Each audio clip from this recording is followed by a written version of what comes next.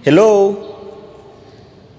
Sa Ebanghelyo ngayong araw, kahit anong paliwanag ni Kristo ay hindi pa rin maunawaan o maintindihan ng lubos ni Nicodemo ang salita ng Diyos.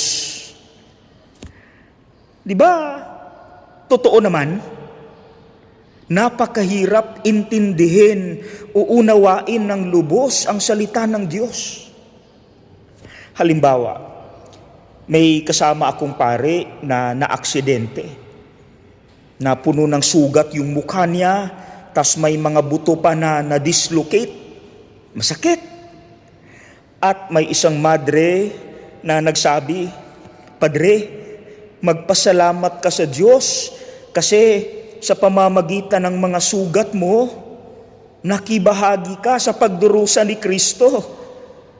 Sabi ng pare, "Sister, parang di ko pa kayang magpasalamat. Dinaramdam ko pa yung sakit, sister, napakasakit. Nagdurusa ko, oh." Mahirap intindihin ang salita ng Diyos kasi yung sinabi ng madre, yun yung tama. Yung mga pagdurusa natin, isang pribilehiyo dahil nakibahagi tayo sa pagdurusa ni Kristo. Kaya pag malalim na yung pananampalataya natin, talagang masasabi natin, "Salamat Lord na nakibahagi ako sa pagdurusa mo." Pero mahirap intindihin yun, di ba? Kasi nagdurusa nga tayo, ayaw nga nating magdusa. Pangalawa, palagi ko itong naririnig pag nagmimisa ako ng patay. Lalo na yung namatay, bago siya namatay ay nagdurusa ng maraming taon.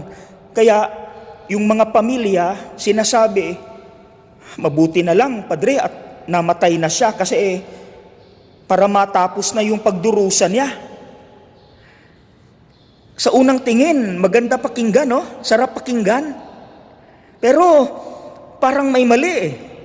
Kasi ito dapat ang sabihin, na, "Lord, ako po'y may sakit at nagdurusa. Kung ako'y mamamatay sa pamamagitan nitong sakit na to, tatanggapin ko, hindi dahil upang matapos na yung pagdurusa ko, kundi dahil gusto na kitang makita." Ayaw nga nating magdusa. Di ba? Mahirap intindihin, mahirap sabihin yon na, "Lord, I want to see you."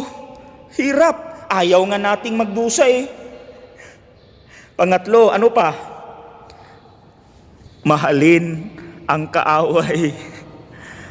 Love your enemies. Diyos ko, hirap. Kaya ang gawin natin, mga kapanalig, ipagdasal natin na, "Lord, Panginoon, sana po maintindihan ko yung mga salita mo kasi napakahirap unawain ng lubos eh. Mahirap eh.